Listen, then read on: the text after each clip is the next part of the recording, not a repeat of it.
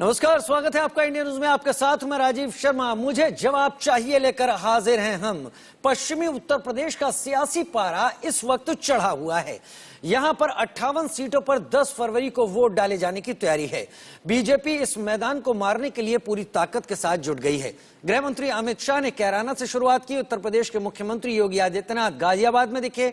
उप मुख्यमंत्री केशव प्रसाद मौर्य भी गरजे बरसे। उत्तर प्रदेश बीजेपी के अध्यक्ष स्वतंत्र देव सिंह जैसे दिग्गज पश्चिमी उत्तर प्रदेश में प्रचार के लिए अब उतर चुके हैं। अमित शाह ने डोर टू डोर कैंपेन किया तो सीएम योगी ने गाजियाबाद में जनसंपर्क अभियान तक किया।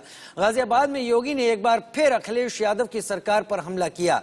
योगी ने कहा कि समाजवादी पार्टी के शासन के दौरान भय और आतंक का माहौल था, लेकिन 2017 के बाद से उत्तर प्रदेश भयमुक्त हो गया है। उन्होंने पलायन के मुद्दे को जोर शोर से उठाया। बीजेपी के नेता यही बताने में जुटे हुए हैं कि योगी सरकार में बहुसंख्यक यानी हिंदुओं का पलायन रुका है और अब हिंदू सुरक्षित महसूस करता है। कैराना से लेकर गाजियाबाद तक बीजेपी इसी एजेंडे को आगे बढ़ाने में जुटी हुई है।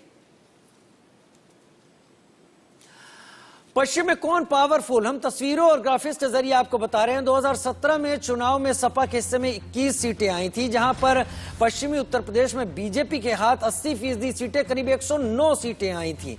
2017 में कांग्रेस को 2 और बीएसपी को यहां 3 सीटें मिली थी। बात हम पश्चिमी उत्तर प्रदेश की कर रहे हैं और 2017 के चुनाव में जयंत चौधरी को, जो कि रालोद से हैं, आरएलडी से, उनको 1 सीट मिली थी। बीजेपी का लोकसभा चुनाव में भी दम दिखाई पड़ा था। 2019 की बात करें, 27 लोकसभा सीटों में से 19 सीटें बीजेपी ने जीती थी, यानी पश्चिम उत्तर प्रदेश बीजेपी का गढ़ रहा है। इस बार लेकिन समीकरण और हालात थोड़े से बदले हुए से नजर आते हैं। अब पश्चिमी यूपी के सीक्रेट किंग मेकर कौन है, यह भी समझ लेते हैं। इससे पहले एक चर्चा शुरू करें। सैनी वोटर 10 सीटों पर प्रभावी हैं। गुर्जर वोटर 7 सीटों पर प्रभावी हैं। कश्यप समाज के लोग 9 सीटों पर प्रभावी रूप से असर डालते हैं। उसके साथ ठाकुर वोटर हैं, वो 11 सीटों पर असर डालते हैं। और इसके साथ आगे बढ़े तो शर्मा और त्यागी वोटर भी 13 सीटों पर असर डालते हैं। समाजवादी पार्टी के दागी उम्मीदवारों पर बीजेपी अब हमला के मूड में है। एसपी के चेहरे बीजेपी के मोहरे बनते हुए दिखाई पड़ रहे हैं। एसपी ने दंगाई नाहिद हसन को कैराना से उम्मीदवार बनाया, जिनको पुलिस ने गिरफ्तार भी कर लिया है। नाहिद की गिरफ्तारी के बाद बहन इकरा हसन को समाजवादी पार्टी टिकट दे सकती है। क्या ये एक ध्रुवीकरण की कोशिश नहीं है जो पश्चिमी उत्तर प्रदेश में समाजवादी पार्टी करने की कोशिश कर रही है? लेकिन सवाल यह भी कि क्या बीजेपी जो अब पलायन के मुद्दे को सिरे से उठा रही है, क्या वो भी एक ध्रुवीकरण तो नहीं है? लेकिन सहारनपुर के कद्दावर नेता इमरान मसूद एसपी में शामिल हो गए। वही इमरान मसूद जिन्होंने प्रधानमंत्री मोदी के टुकड़े टुकड़े करने की भी धमकी दी थी।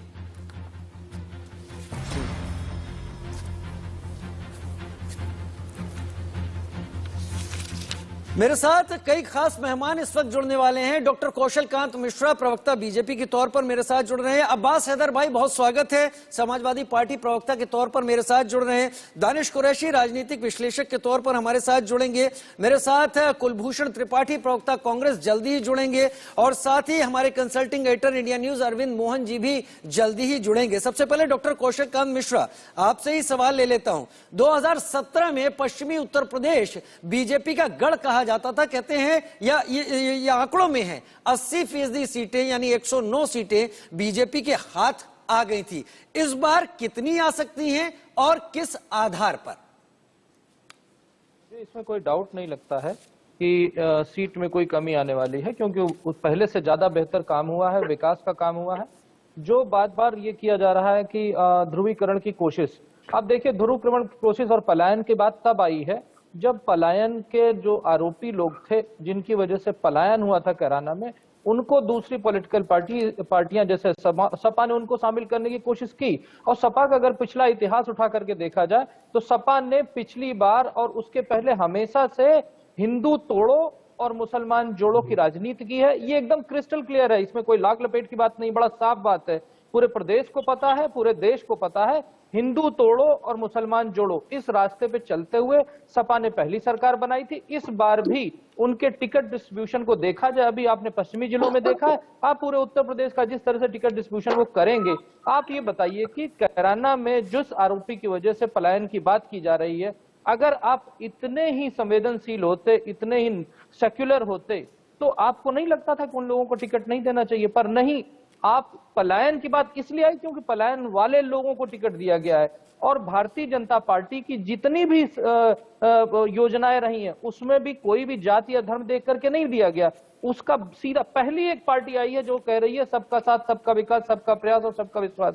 इस फॉर्मूले पे चलते हुए भारतीय जनता पार्टी इस बार भी पश्चिमी उत्तर प्रदेश में जितनी सीटें मिली थी उससे ज्यादा सीटें ही लाएगी, इस बात का भरोसा है। क्योंकि प्रदेश की जनता ने जो विकास देखा, पश्चिमी उत्तर प्रदेश में जो विकास हुआ है, जिस तरीके से एशिया का सबसे बड़ा एयरपोर्ट, नंबर 2 का एयरपोर्ट, एशिया का सबसे बड़ा और विश्व का नंबर 2 का एयरपोर्ट बनाया जा रहा है, जेवर एयरपोर्ट। तो विकास की जो लहर चल रही है उसको ध्यान में रखते हुए जो एक क्रॉस दी मतलब जाति और धर्म के हैं, तो मुझे नहीं लगता कि लोगों को आज ये उत्तर प्रदेश लोग जो है राजनीतिक तौर पे पूरी तरह से मैच्योर है, उन्हें पता है कि उन्हें क्या करना है। तो उत्तर प्रदेश का भविष्य उत्तर प्रदेश के लोगों में है। उत्तर प्रदेश के लोगों के एक एक वोट की वजह से आप देखिए कि 2 हाईवे बने थे, उसकी बजाय 5 हाईवे बने हैं, एयरपोर्ट 5 बन गए, इंटरनेशनल एयरपोर्ट। आप देखिए जिस तरीके से रामलला की जन्मभूमि बन रही है, जिस तरीके से कौशे कॉरिडोर बना है, जिस तरीके से सांस्कृतिक राष्ट्रवाद की तरफ उत्तर प्रदेश और पूरा देश बढ़ा है, ये इसमें भारतीय जनता पार्टी का रोल कम है। उत्तर प्रदेश के एक एक वोट का वैल्यू है। अगर उत्तर प्रदेश के लोग जिस तरह से विकास चल रहा है उसको चाहते हैं, उसको पसंद करते हैं, तो मुझे इस बात का यकीन है कि दोबारा उससे बेहतर सीटें मिलेंगी और दोबारा भारतीय जनता पार्टी की राष्ट्रवादी सरकार दोबारा प्रदेश में, और जिसकी वजह से पूरे कौशलकांत मिश्रा जी, मेरी शुभकामनाएं आपको। लेकिन जब आप ये बात कहते हैं कि पहले से ज्यादा बेहतर उत्तर प्रदेश में बीजेपी ने काम किया है, बीजेपी के लोग देश के विकास को देखते हुए आगे जाएंगे, मैं नाम नहीं लूंगा लेकिन मैं अपना निजी अनुभव आपके सामने रख देता हूं। पता नहीं क्यों रुक नहीं रहा। वो कहते हैं ना, दूध में अगर मक्खी पड़ी और देख लें तो निगली नहीं जाती है। मैं भी एक ऐसे ही राज्य से आता हूं, निवासी हूं, जहां आपकी पार्टी की सरकार है। जानते हैं आप, सड़कों पर जमा पानी निकलता नहीं और पानी की पाइपलाइन में पानी का सूखा हमेशा दिखता रहता है। अगर यही विकास है तो मेरा सवाल आपसे यही है, किस बात का दम है जब किसान आंदोलन के चलते इतना ज्यादा आपके ऊपर हावी तमाम लोग हैं? आता हूं, मेरे सवाल को अपने दिमाग में रखिएगा, ये मेरा निजी अनुभव है, इस डिस्कशन से उसका कोई मतलब नहीं। लेकिन जब आप कहते हैं कि देश के विकास को उत्तर प्रदेश की जनता देखेगी, मुझे समझ में नहीं आता कैसे। मैं अरविंद मोहन जी मेरे साथ, मेरे कंसल्टिंग एडिटर इस वक्त जुड़े हुए हैं, उनके पास आना चाहूंगा। अरविंद जी, कई बीजेपी के बड़े नेताओं और प्रवक्ताओं से बात की है और उन्होंने एक बात कही है कि और उत्तर प्रदेश के मुख्यमंत्री योगी आदित्यनाथ ने भी 2017 के पहले जो उत्तर प्रदेश में भय का माहौल था, उसकी बात उत्तर प्रदेश में बीजेपी बहुत कर रही है। 2017 से 2022 तक तो बीजेपी रही, फिर क्या जरूरत आ पड़ी विकास की बात करने वाली पार्टी को 2017 के पहले भय दिखाकर वोट हासिल करने की? अरविंद जी, देखिए, सिर्फ 5 साल की गिनती आप मत करिए। उसके पहले से मुल्क में नरेंद्र मोदी की सरकार है और जो डबल इंजन बोलते हैं वो डबल इंजन की सरकार सचमुच रही है। तो 5 साल अगर मान लीजिए नाहिद ने या किसी ने भी ऐसा अपराध किया होगा तो उसको तो कुछ किया नहीं गया।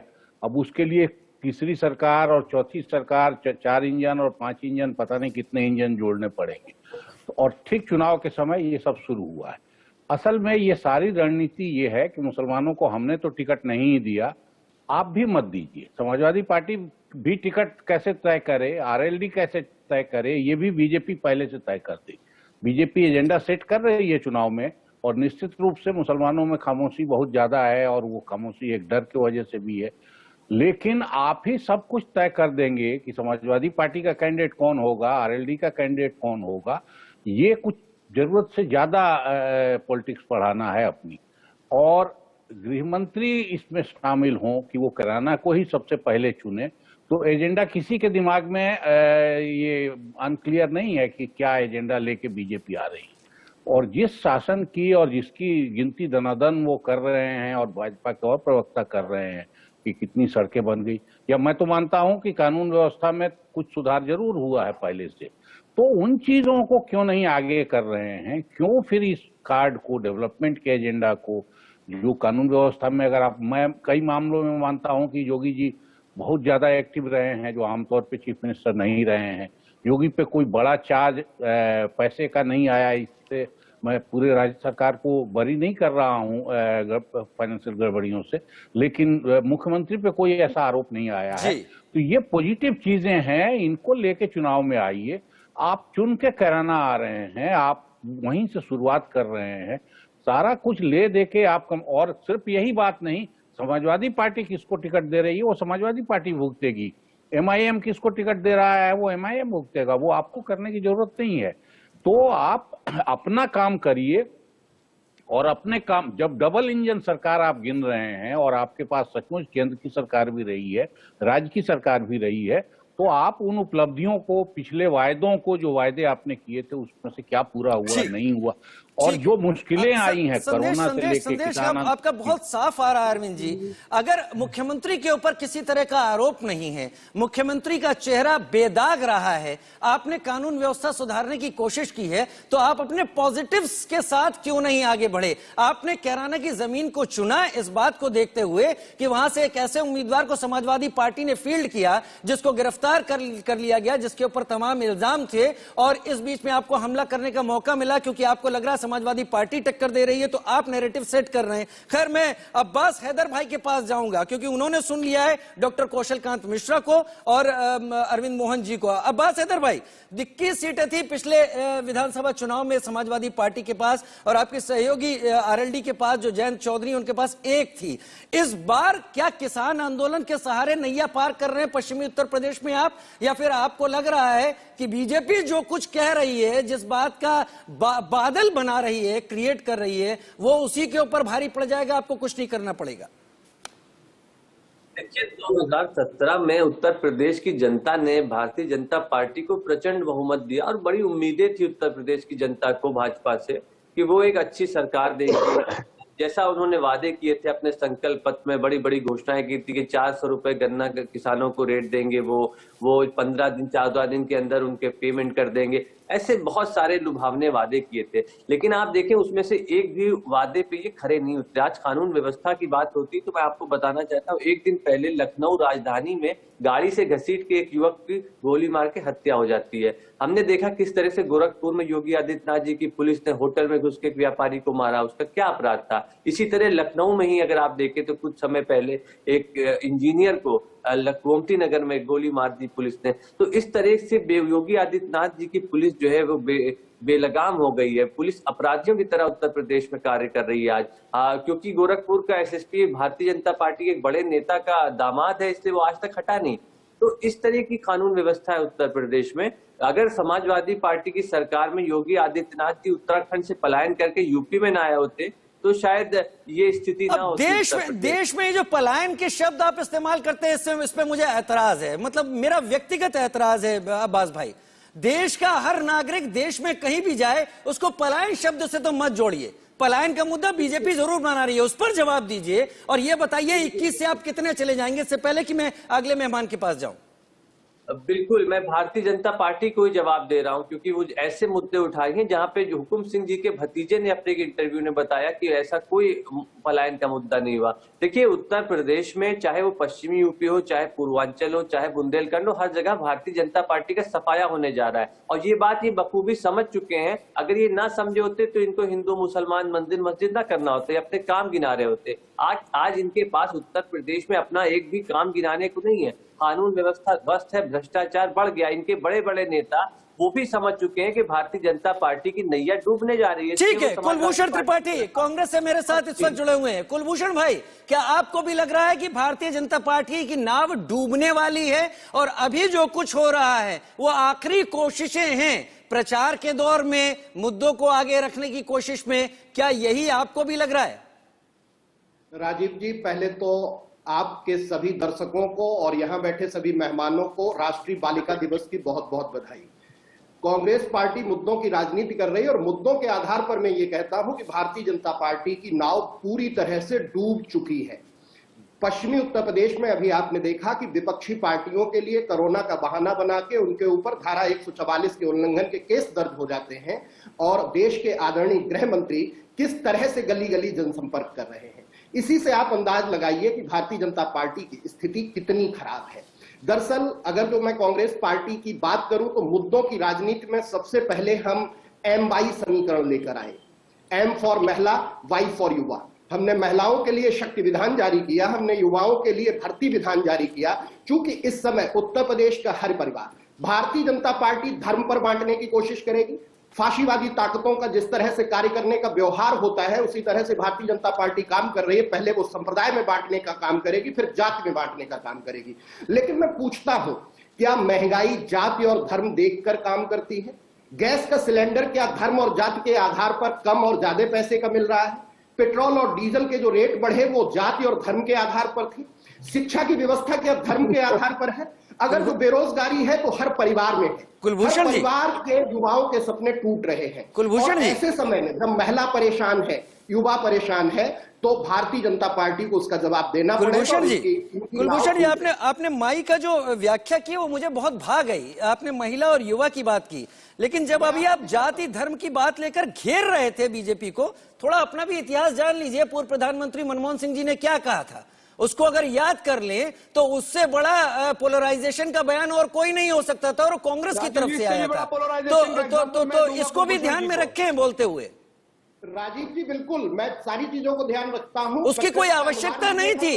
जो पूर्व प्रधानमंत्री ने तब कहा था, उससे बड़ा अगर पोलराइजेशन का कोई और बयान हो तो मुझे समझ में नहीं आता है। मैं बताऊं राजीव जी, आज का समय बदल रहा है राजीव जी, और बदलते हुए समय में आप देखेंगे कि हम महिलाओं के मुद्दे उत्तर प्रदेश में लेके आ रहे हैं। शक्ति विधान हम आपके सामने लेकर आए, पूरे उत्तर प्रदेश में से सराहा जा रहा है। प्रियंका जी ने जो नारा दिया, लड़की हूं लड़ सकती हूं, आज पूरे उत्तर प्रदेश की महिलाएं उससे जुड़ रही हैं। तो आज की जरूरत युवाओं की है, महिलाओं की है, मुद्दों की है, मुद्दों की राजनीति। चलिए, मेरी शुभकामना है, लड़की हूं लड़ सकती हूं, महिला सशक्त बने। मैं आगे दानिश कुरैशी के पास जाना चाहूंगा, वो भी मेरे साथ इस वक्त जुड़े हुए हैं।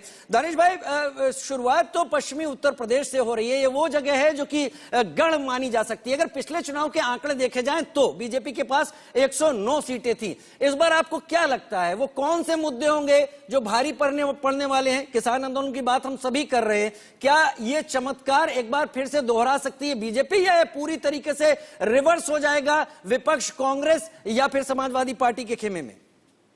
ओके, अब मैं एक लाइन में पहले कुलभूषण जी को जवाब दे दूं। वो भी कह रहे थे कि गैस का जो वो है सिलेंडर, वो जाति और धर्म देखकर नहीं आता। तो आपकी सरकारों ने 1950 में जो नोटिफिकेशन दिया था, इस बार भी नोटिफिकेशन लगा दीजिए कि जिनकी कर्म भूमि और पुण्य भूमि भारत होगी उनको डिस्काउंट मिलेगा गैस सिलेंडर में भी, और जिनकी नहीं है उनको नहीं मिलेगा। तो आप अपने आप मुसलमान, ईसाई और बाकी सारे लोग बाद हो जाएंगे। अब now come to the point. Arvind ji कह रहे थे कि योगी जी के ऊपर कोई बहुत बड़े भ्रष्टाचार के अब तक आरोप नहीं है। बिल्कुल सही बात है। व्यक्तिगत तौर पे या पार्टी के तौर पे या राजनीतिक तौर पे उन पर भ्रष्टाचार के आरोप नहीं है, लेकिन अगर देखा जाए तो आईना बिल्कुल साफ है। जैसा कि मैंने पहले भी कहा था, 341 किलोमीटर की लागत 22,500 करोड़ रुपए, 600 किलोमीटर की लागत जो हाईवे बनाए हैं इसमें 25,000 करोड़ रुपए। अगर इसका छोटा सा हिसाब भी करेंगे ना तो 1 स्क्वायर मीटर का जो खर्च लगता है वो अमूमन एक में 40 करोड़ लग रहा है, एक में 60 करोड़ लग रहा है। मतलब हमको आंखों से दिखाई दे रहा है। लेकिन अखिलेश और समाजवादी पार्टी इससे बच रही है उन पर आरोप करने के लिए। हमेशा मैं ये कहता रहा हूं कि ये भारतीय जनता पार्टी का और समाजवादी पार्टी का इलू है,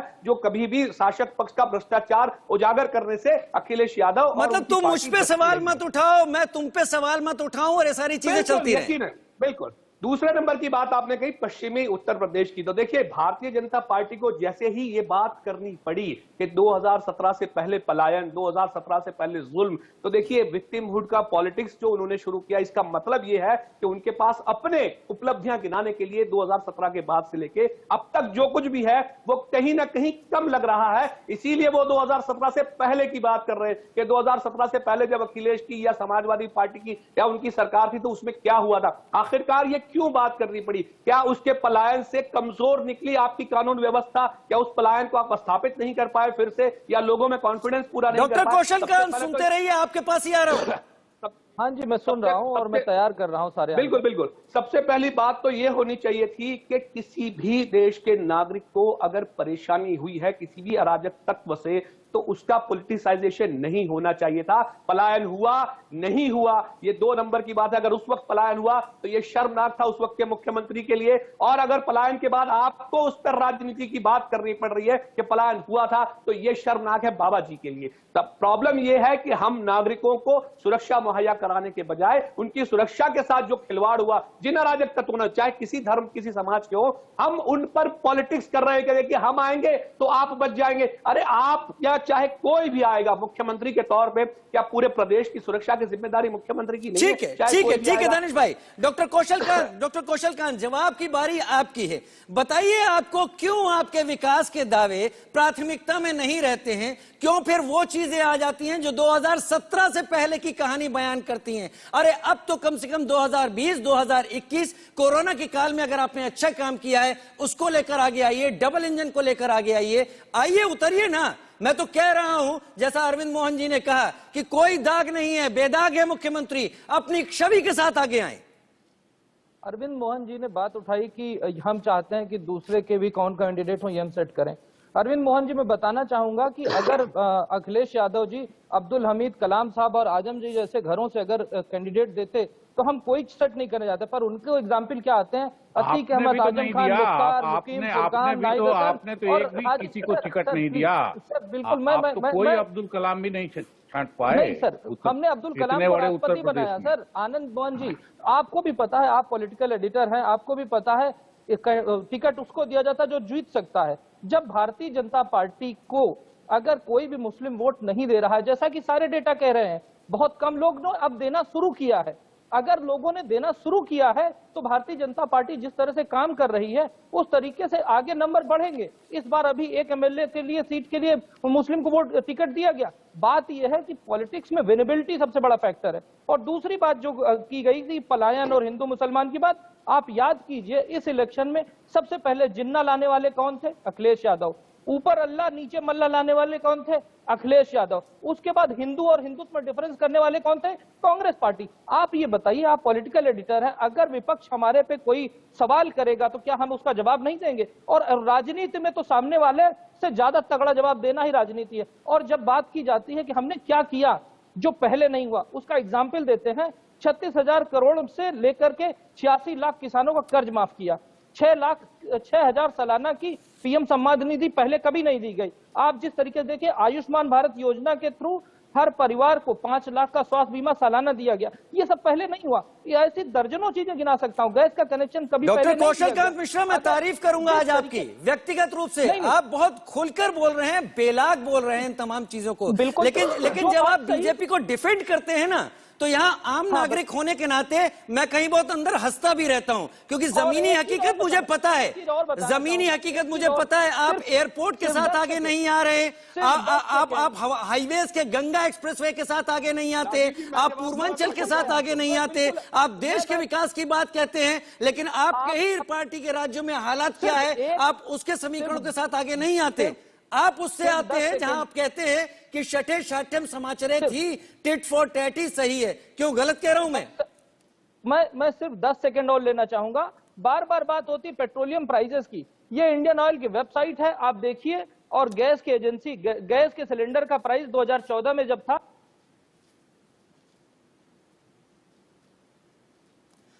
ओरिजिनल वेबसाइट है। इसके अलावा जब मेडिकल कॉलेजेस की बात करते हैं, 15 से 59 मेडिकल कॉलेज किए, 2 से 4 एक्सप्रेसवे किए, 5 इंटरनेशनल एयरपोर्ट दिए, रिकॉर्ड गन्ना भुगतान किया है। आप ये समझिए कि 5 लाख 5 साल में जो जीडीपी है। सर फिर उज्ज्वला योजना का ढिंडोरा पीटना बंद कर दीजिए ना।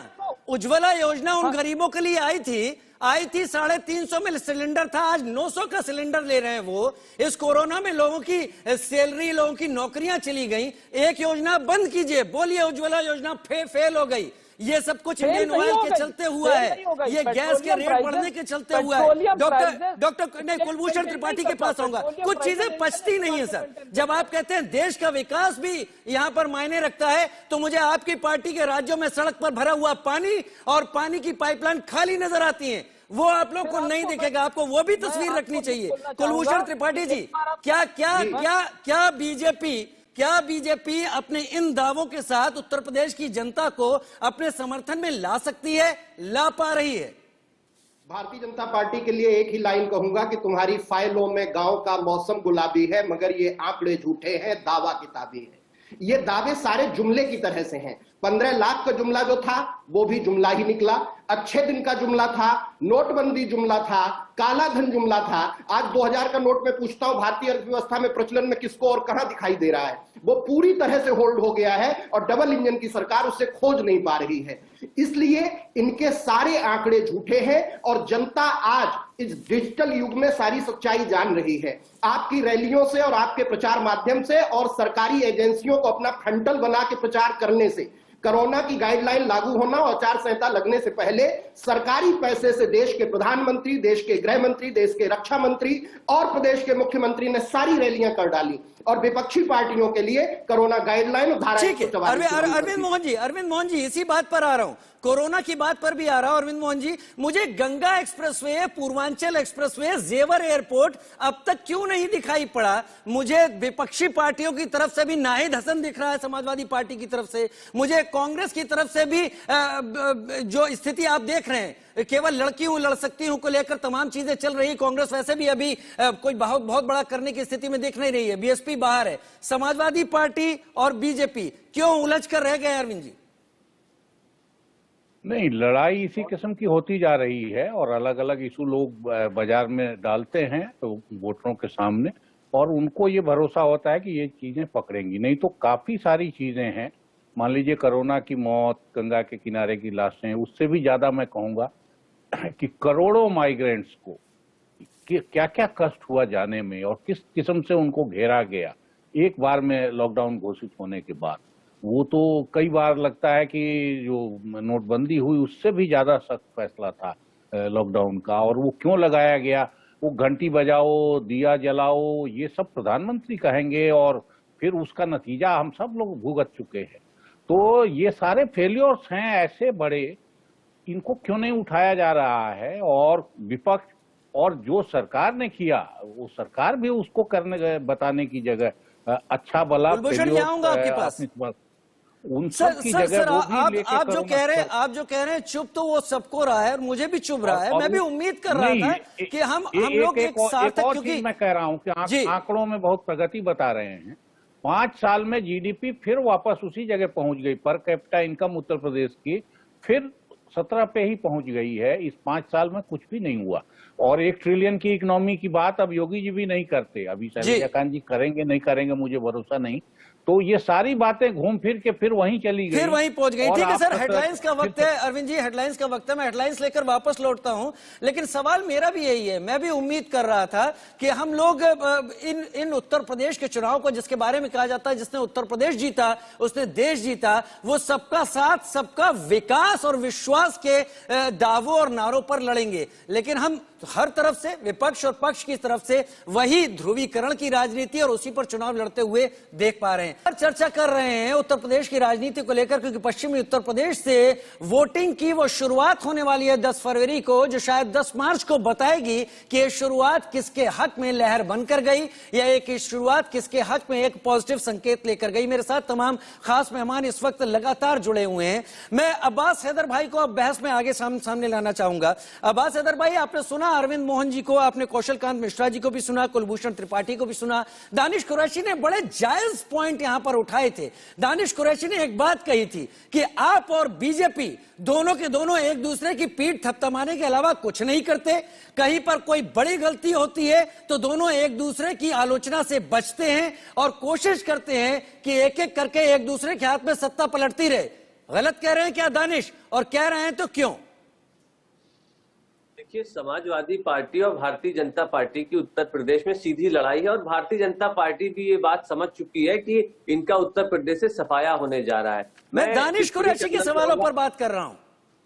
देखिए, बहुत बेबुनियाद बात है। जो भी उत्तर प्रदेश में भारतीय जनता पार्टी की विफलताएं रही हैं, उनको लेकर के जनता के बीच कोई गया है तो समाजवादी पार्टी गई है। चाहे वो इनके कोई भी घोटाले हो, चाहे वो टेस्टिंग किट घोटाला हो, वेंटिलेटर घोटाला हो, आपका बेसिक शिक्षा में घोटाला हो, नमक घोटाला हो, ईपीडब्ल्यू आ रहा हूं दानिश जी, सुन लीजिए। जिसको लेकर के समाजवादी पार्टी ने प्रदर्शन किया, समाजवादी पार्टी सड़कों पे उतरी। लेकिन शायद दानिश जी को ये बात ना दिखी हो, खैर मैं उस पर कोई टिप्पणी नहीं करना चाहूंगा। मैं भारतीय जनता पार्टी के प्रवक्ता ने कुछ बातें गिराई, उसका जवाब देना चाहूंगा। ये कह रहे थे कि आयुष्मान भारत योजना के तहत उत्तर प्रदेश में इलाज हुआ। मैं आपको बताना चाहता हूं, सच्चाई ये है, आपके दिए हुए आंकड़े हैं कि उत्तर प्रदेश में कोविड काल में मात्र 875 लोगों का आयुष्मान भारत योजना के तहत इलाज होता है 22 करोड़ की आबादी में।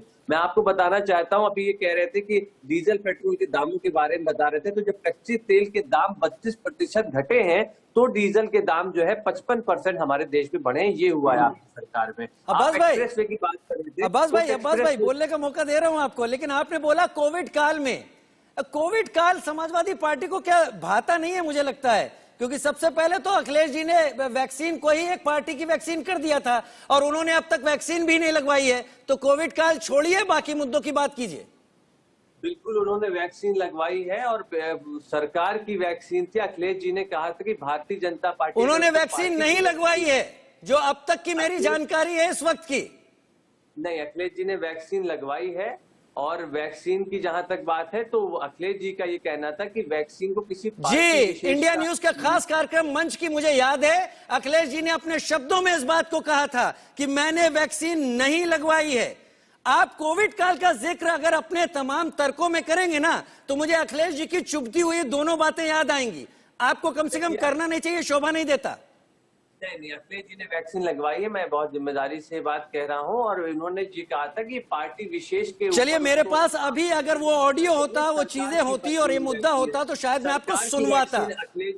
अखिलेश जी ने यह भी कहा है कि मैंने सरकार की वैक्सीन लगाई है, भारतीय जनता पार्टी की वैक्सीन नहीं लगवाई है। और देखिए, जहां तक कोविड काल का समय है तो कोविड में अगर सबसे ज्यादा किसी ने मदद करी जनता की तो समाजवादी पार्टी ने करी। अखिलेश जी के ऊपर पहली बार अगर कभी मुकदमा दर्ज हुआ तो कोविड काल में दर्ज हुआ, जब वो किसानों के ऊपर जब लखीमपुर में गाड़ी चढ़ाई गई थी तो उन्होंने उनकी मदद, उनके लिए जाने का प्रयास किया, तो उनको पहला मुकदमा दर्ज हुआ उनके राजनीतिक काल में। तो समाजवादी पार्टी हमेशा खड़ी रही है जनता के साथ उत्तर प्रदेश की, इसीलिए आज उत्तर प्रदेश की जनता समाजवादी पार्टी ठीक है। दानिश कुरैशी को लाता हूं। नहीं, अब समाजवादी पार्टी खड़ी है, समाजवादी पार्टी के साथ जनता कितनी है? दानिश कुरैशी, आपने सुन लिया ना अब्बास हैदर क्या कुछ कह रहे हैं?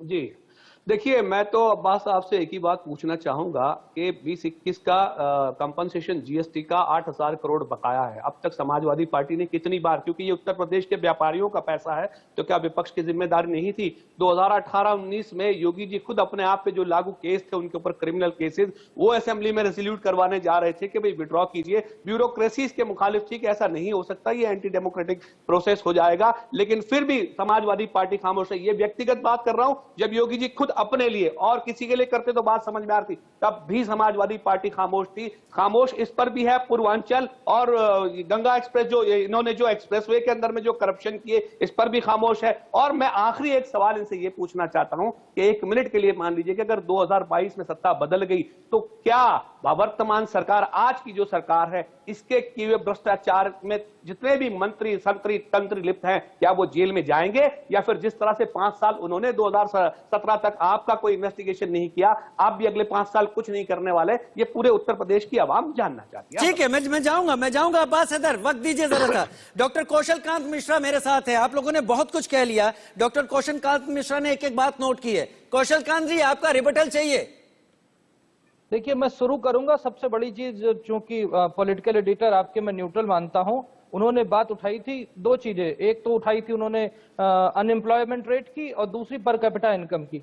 ये कल का डेटा है, अगर आप देख सकते हैं तो देश की जो एवरेज बेरोजगारी दर है उससे कम बेरोजगारी दर उत्तर प्रदेश की है। ये बहुत सारे विपक्ष वाले दिखाते हैं, इसको गूगल पे चेक किया जा सकता है, ये मेरी वेबसाइट नहीं है। अब विपक्षी लोग कहते हैं कि हम डाटा चेंज कर देते हैं। अगर आप डाटा पे भरोसा नहीं करोगे तो हम क्या कहेंगे? अब उसके बाद आते हैं, आप 2017 का पर कैपिटा इनकम देख लीजिए, ठीक है, और ये देख लीजिए पर कैपिटा इनकम आज का। ये जो मैं डेटा दे रहा हूं कि मैं थोड़ी डेटा बना रहा हूं। इसके बाद अगर आप बात करते हैं, विकास की बात करते हैं, तो उन्होंने कोविड काल की बात की। इस समय जितना अमेरिका, जिसकी पॉपुलेशन लगभग, कौशल कांत जी इन्फ्लेशन पे भी तो बात कर लीजिए। भाई सुन तो लीजिए। अच्छा, मैं तरीका, देखिए आप बहुत वाजिब बात करते हैं, मैं आपकी इज्जत करता हूं, मैं आपके बीच में नहीं बोला, बहुत किसी के बीच में नहीं बोला, तो मैं रिक्वेस्ट करूंगा दिल पे हाथ रख के जवाब सुनिए, ठीक। उसके बाद आते हैं, अगर आप कहते हैं कोविड कॉल की, कोविड कॉल में जिस तरीके से भारत ने काम किया है और स्पेशली उत्तर प्रदेश ने काम किया है, उसकी तारीफ WHO ने की है। विपक्ष कुछ भी कहता रहे, जिस तरीके की मैं एक डॉक्टर हूं, मैं कोविड एक्सपर्ट रहा हूं, अब मैं पॉलिटिक्स में आ गया हूं, अलग की बात है, मैं ही जानता हूं ना, जिस तरीके से एक साल में 150 करोड़ से ज्यादा लोगों को वैक्सीन दे दी जा चुकी है। पोलियो अभियान में यही वैक्सीन देने में पूरे हिंदुस्तान में लगे 30 साल, एक साल में जिस तरीके से वैक्सीन दी गई, जिस तरीके से भारत में वैक्सीन का उत्पादन हुआ, जिस तरीके से, अगर आप पेट्रोलियम प्राइसेस की बात कर रहे थे ना कि आप कितने में खरीदते हैं, जिस तरीके से अमेरिका में पेट्रोलियम का रिसोर्स जो रिजर्व था उसको खोला गया, जबकि हिंदुस्तान में नहीं खोला गया, जिस तरीके से गोल्ड को गिरवी रख के अर्थव्यवस्था चलाई जा रही थी, आज वो गोल्ड वापस लाया गया, जिस तरीके, अगर आप सारी चीजों को देखना चाहेंगे तो जवाब सुनिए। अब आप बताते हैं, कंपेरिजन बताते हैं ना, आप विकास देखना चाहते हैं ना, उत्तर प्रदेश में 15 मेडिकल कॉलेज थे, आज 59 मेडिकल कॉलेज हैं। जिस तरीके से गन्ना भुगतान आप देखना चाहते हैं, 1,52,000 करोड़ का गन्ना भुगतान हुआ था, जो बढ़ करके 220 लाख मैट्रिक टन इस बार हो गया। जिस तरीके से MSP भी खरीद की गई है, आप ये देखिए 2 लाख लोगों को सरकारी नौकरी दी गई थी 2017 के पहले, हमारी सरकार में 4.5 लाख लोगों को सरकारी नौकरी दी गई है, करीब 3.5 लाख लोगों को संविदा पे नौकरी दी गई है। मेट्रो का जो उद्घाटन है, केवल 2 मेट्रो थी, आज 5 चल रही है और 5 का काम चल रहा है। कौशलकांत मिश्रा जी, कौशलकांत मिश्रा जी, कौशलकांत मिश्रा जी, डॉक्टर कौशलकांत मिश्रा जी, मैं आपके साथ हूं डॉक्टर कौशलकांत मिश्रा, ये आप जो भी कह रहे हैं मैंने देखा है, लेकिन फिर इन चीजों के साथ चुनाव में क्यों नहीं उतरा जाता, इन तमाम चीजों के साथ क्यों दूरी हो जाती है? 300 रुपए प्रतिमाह की पेंशन मजदूरों को दी जाती थी, जिसको हमने 1000 रुपए प्रतिमाह। आप माइग्रेशन की बात कर रहे थे, कोविड में जब विश्व की सबसे बड़ी शक्तियां, चाहे यूके हो चाहे अमेरिका हो, सब घुटनों पे आ गए, उसके बाद भी अगर जिस तरीके से पॉपुलेशन और जिस तरह से population density specially Uttar Pradesh की, उस तरीके से मौत के आंकड़े बहुत कम है। और आप लोग जिस तरीके से विपक्ष में आकर के अमेरिका में देखिए, जब मौत दिखाई जा रही थी तो हमारे अभी प्रधानमंत्री गए तो झंडे दिखाए जा रहे थे, यहाँ की मीडिया लाशों को दिखाती है। आप लोग निचली दर्जे की पॉलिटिक्स करते हैं, देश का नाम बदनाम करते हैं। विश्व पूरी तारीफ कर रहा है कोविड मैनेजमेंट में इंडिया की, आप कह रहे हैं कि भारतीय जनता पार्टी और मेरा सवाल वही है कौशलकांत मिश्रा जी, मेरा सवाल वही है, जब विश्व तारीफ कर रहा है, इतना बेहतर काम किया है, यही विकास के पैमाने हैं, तो इनके साथ क्यों नहीं चुनौती देते आप विपक्ष को? आप भी तो उसी लाइन में आ गए। कुलभूषण जी, बहुत देर हो गई। कुलभूषण त्रिपाठी, समय कम है। कुलभूषण त्रिपाठी जी, ये उत्तर नहीं देंगे, ये बिल्कुल उत्तर नहीं देंगे। उत्तर मैं देता हूं, चूंकि इनके आंकड़े पूरी तरह से झूठे हैं, पूरी तरह से कागजी है, इसलिए इन आंकड़े और मुद्दे के साथ ये जनता के सामने नहीं जाएंगे, ये ध्रुवीकरण के ही मुद्दे पर जाएंगे। अभी पॉइंट में 2-3 बातें कह दूं। एक जो मुद्दा था कि सपा और भाजपा एक दूसरे को वॉकओवर देती रहेगी, एक बड़ा मुद्दा था 2017 के लगभग कि यूपी PSC में भ्रष्टाचार हुआ है, वहां के अध्यक्ष के खिलाफ सुप्रीम कोर्ट में केस चला, CBI की जांच बैठी अखिलेश यादव के खिलाफ। आज तक खबर नहीं है कि CBI ने क्या जांच की, उसकी जांच के क्या परिणाम आए। 5 साल से वो ठंडे बस्ते में पड़ा हुआ है। बात हो रही थी, मेरे पास समय कम है। कुलभूषण जी, अरविंद जी को लास्ट कमेंट। अरविंद जी, देखिए, ये रिजर्व शैलजाकांत जी पता नहीं कहाँ के आंकड़े दे रहे हैं। ये रिजर्व बैंक के आंकड़ों के बेसिस पे मैं जनसत्ता की खबर बता रहा हूँ, और वो ये खबर बता रही है कि सपा की तुलना में प्रति व्यक्ति आय आधा रह गया। 5 साल में प्रति व्यक्ति आय घटा है, और ये रिजर्व बैंक के आंकड़े हैं, ठीक चुनाव के समय आए हैं। इसलिए भी ये लिखा हुआ है कि बीजेपी के चुनाव अभियान में इससे खलल हुई होगी, क्योंकि ये आंकड़े इसी तरह के आ रहे हैं। अरविंद जी, मैं क्षमा चाहता हूं, लेकिन जो मैंने निकाले आंकड़े गवर्नमेंट की वेबसाइट से निकाले हैं। अब जिस तरीके से कांग्रेस कहती है आंकड़े झूठे हैं, तो अगर आंकड़े झूठे हैं तो फिर भारत में किसी चीज में भरोसा ही नहीं हो सकता ना। अगर डॉक्टर कौशलकांत, अरविंद जी भी RBI के आंकड़े दिखा रहे हैं, वो भी अपने आंकड़े नहीं ला रहे। खैर, मेरे पास समय कम है, मैं सिर्फ यहाँ पर इतना कहना चाहता हूँ कि डॉक्टर कौशलकांत ने बीजेपी की तरफ से कहा कि पूरा विश्व तारीफ कर रहा है, हमने बेहतरीन काम किए, विपक्ष भी विकास की बात लगातार करता रहा है, फिर उत्तर प्रदेश में आखिरकार क्यों विकास के दावे, विकास के पैमाने पीछे रह जाते हैं? हम या तो नाहिद हसन को आगे देखते हैं या पलायन के मुद्दे को ही आगे देखते हैं। ये एक बड़ी चीज है, लेकिन आगे आने वाले 7 फेज है, तब तक क्या गंगा में पानी बहता है, जमुना किस तरीके से आगे बहाव ले जाती है, तभी देखना ज्यादा बेहतर होगा। बहुत शुक्रिया आप सभी का हमारे साथ जुड़ने के लिए। मुझे जवाब चाहिए में जवाब क्या कुछ मिल पाया मेरे दर्शक तय करेंगे। फिलहाल के लिए इतना ही।